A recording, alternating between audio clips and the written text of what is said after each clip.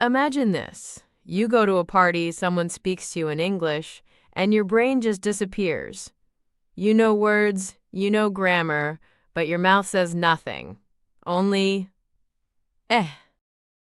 If this happens to you, stay with us, because today we will help you start speaking English with confidence.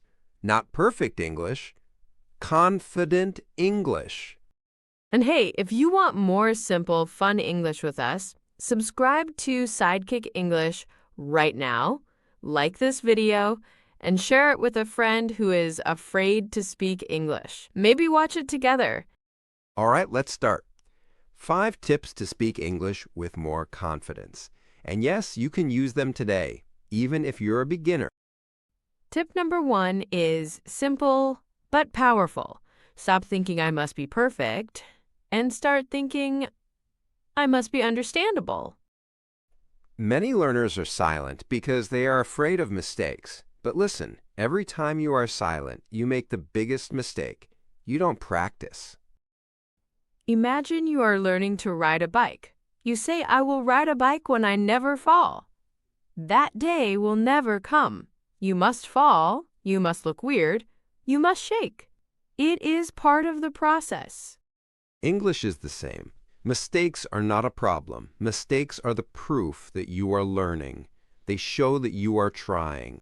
So change your goal. Not, I want to speak perfect English. New goal, I want people to understand me. Think about this. If you say, yesterday I go to store, it's not perfect. The grammar is wrong. But everyone understands the message. They know you went to the store yesterday. And in a real conversation, that is enough. The other person thinks, okay, you went to the store. They do not stop and say, oh no, the past tense. Call the grammar police. When you start speaking, ask yourself one question in your head. Can they understand me? Not, is my grammar perfect? This small change will make you more relaxed. And when you are relaxed, you speak better. Your brain is happier. Happy brain, better English. You can even tell people, my English is not perfect, but I want to practice. Many people will feel happy and help you. They will not judge you. Okay, so that's tip 1.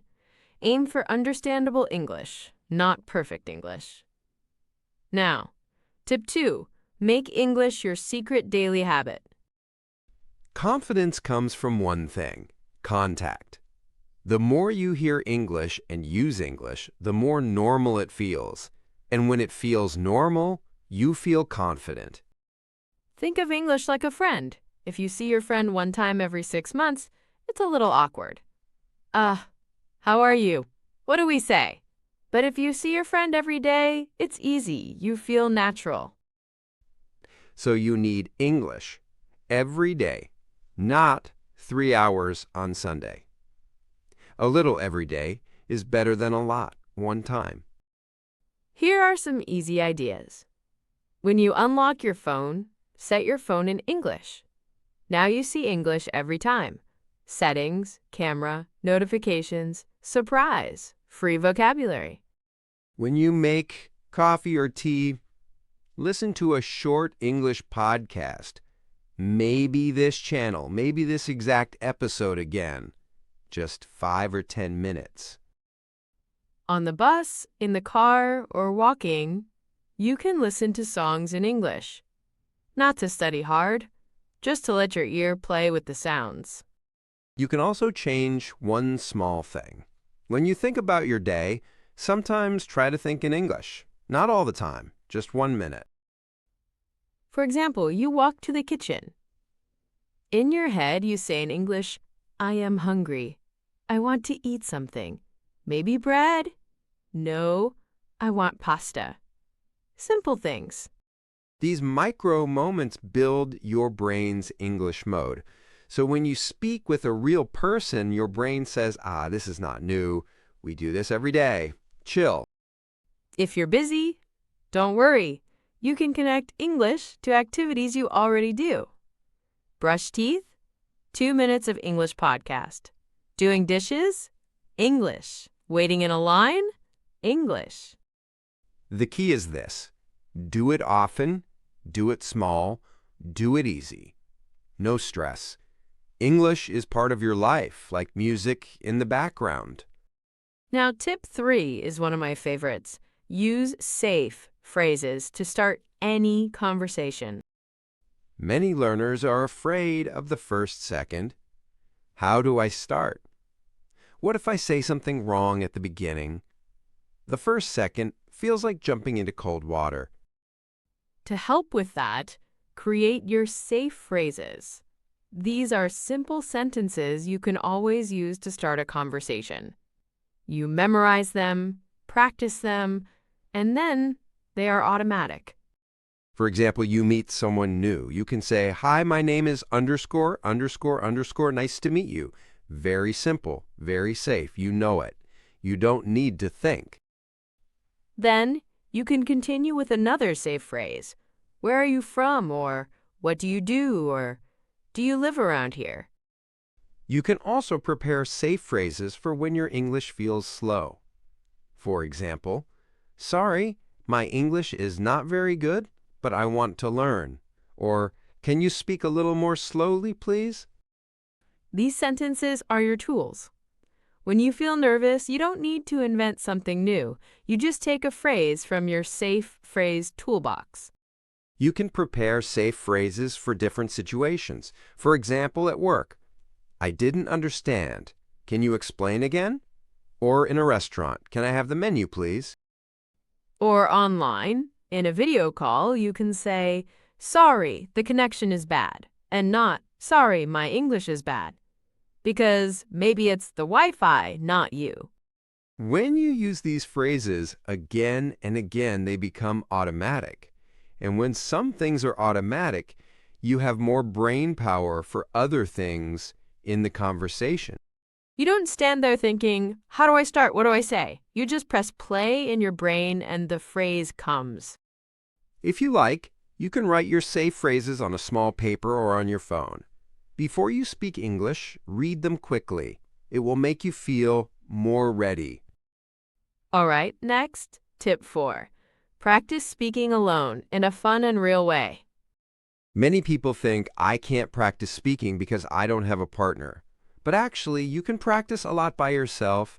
Talking alone is not crazy. It is training. Think about actors. They practice lines alone before they go on stage. Athletes train before the game.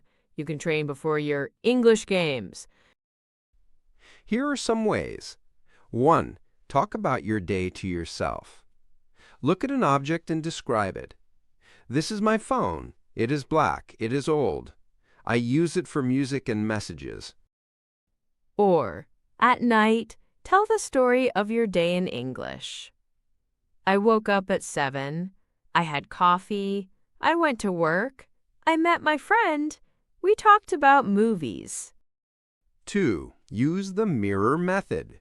Stand in front of a mirror and talk to yourself. Say, "Hi, I'm your name. Today I feel tired. I worked a lot." When you see your face and your mouth, you feel more used to speaking. You see that your face is okay. You're not a monster when you speak English. Also, you can create mini-dialogs in your head. Imagine a situation at the airport, in a cafe, at school. You are you, and you are the other person. For example, in a cafe. "Hi, can I have a coffee, please?" "Sure, small or large?" "Large, please, and with milk." "Anything else?" "No, that's all, thank you." When you do this, you build muscle memory for your mouth and for your brain. The first real time in a cafe, your brain thinks, "Wait, I know this. We practiced this scene." It's like a rehearsal. You already did the movie, now you just do it again with another actor. Also, you can record your voice on your phone. Just speak for 1 minute and then listen. Not to hate your voice, but to get used to it. At first, you may think, oh no, is that my voice? But after some time, you accept it. You start to think, okay, this is my English voice. It is not perfect, but it is mine. And the more familiar your English voice becomes, the more confident you feel when other people hear it. Now we come to tip 5. Focus on connection, not correction. Many learners think, if I make a mistake, it's bad. So in a conversation, they listen and think, oh no, I said he go, and not he goes. I'm stupid. But the other person is probably thinking, oh, this person is interesting, or we like the same music. They are not counting your grammar mistakes in a secret notebook. Speaking is about connection between people, not about passing an exam. Confidence comes when you focus on that connection. For example, you can ask questions about the other person. We all like to talk about ourselves, so if you ask, they enjoy the conversation. You can ask, what do you like to do in your free time? Or do you like sports? Or what kind of music do you like? When they answer, listen, really listen. Try to understand the main idea, not every word. Then react like a human, not like a grammar robot. For example, oh, you like rock music? Me too. You play football? Wow. How often? You like cooking? That's cool. I can't cook. I'm terrible. These small reactions create a friendly feeling. The other person thinks, nice conversation, not, wow, the present perfect was amazing. Also, give yourself permission to ask, what is that, when you don't understand a word? Or say, so you mean? And repeat in your own words. When you do that, you show that you care about understanding them, not about looking perfect. That's real confidence. And if someone corrects you, don't die inside. Just think, free lesson. You can even say thanks and then continue. You can also use humor. For example, if you say something very wrong, you can laugh a little and say, oops, my English is crazy today. Then continue speaking. Humor relaxes people. When people are relaxed, the conversation is easier. And when the conversation is easier, you feel more confident. Let's do a quick recap of the 5 tips so you remember them clearly. 1. Aim to be understandable, not perfect. Mistakes are okay. Silence is not. 2. Make English part of your daily life in small, easy moments, like a friend you see every day. 3. Create your safe phrases for starting conversations and for difficult moments. 4. Practice speaking alone. Talk about your day, use the mirror, record yourself, imagine dialogues. 5. Focus on connection with people, not constant correction of yourself. If you use these 5 tips, your English will not become perfect tomorrow, but your confidence can start to grow today. Maybe next time at a party, you don't freeze, you say hi. My name is underscore, underscore, underscore, underscore, and you continue. Maybe it's not perfect English, but it is brave English. And brave English is what you need. Confidence does not come before you speak. Confidence comes because you speak. So here is a small challenge for you. Today or tomorrow, use English at least one time with another person. It can be online, at work, in a cafe, or with a friend who also learns. Use one safe phrase. It can be, hi, how are you? Or, sorry, my English is not very good, but I want to practice. It doesn't matter if the conversation is very short. What matters is that you start. One step today, another step tomorrow. And if you want more simple, friendly English with us, don't forget to subscribe to Sidekick English, like this video, and share it with someone who needs more confidence.